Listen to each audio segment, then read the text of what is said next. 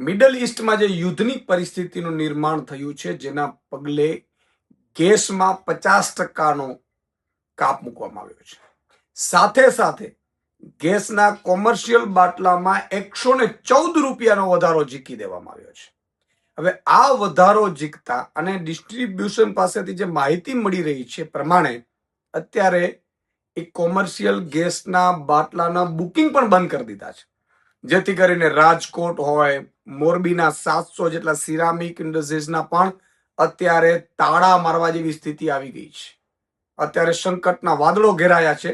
ન માત્ર રાજકોટ કે મોરબી કે મેટોડા કે વેરાવળ કે શાપરમાં, પરંતુ લગભગ રાજ્યના મોટા ભાગના ઉદ્યોગો જે ગેસ આધારિત ચાલી રહ્યા છે, તેમાં એક તો ભારણ આવ્યું છે 114 રૂપિયા વધારાનો, સાથે સાથે બુકિંગ પણ બંધ કરી દેતા અત્યારે ઉદ્યોગો જે ગેસ આધારિત ઉદ્યોગો છે મોટા પ્રમાણમાં મુશ્કેલીમાં મુકાયા છે.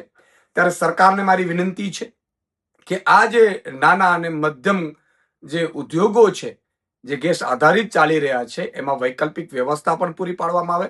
સાથે સાથે એમને યોગ્ય શું થઈ શકે એમની રજૂઆતો સાંભળવામાં આવે અને એનું નિરાકરણ કરવામાં આવે. કારણ કે મોટા ભાગના ઉદ્યોગો અત્યારે ગેસ સપ્લાય બંધ થવાના કારણે તો મોંઘું થવાના કારણે ફટોફટ બંધ થવા લાગ્યા છે, જે ખરેખર દુઃખની બાબત છે. એટલે સરકારે તુરંત આમાં દખલગીરી કરી અને આ ઉદ્યોગો માટે એક સારી વ્યવસ્થા, વૈકલ્પિક વ્યવસ્થા ઊભી કરવી જોઈએ અને એના ભાગરૂપે આખા ગુજરાતના જેટલા પણ નાના મોટા ઉદ્યોગો છે એને અસર ન થાય એવો પ્રયાસ કરવો જોઈએ.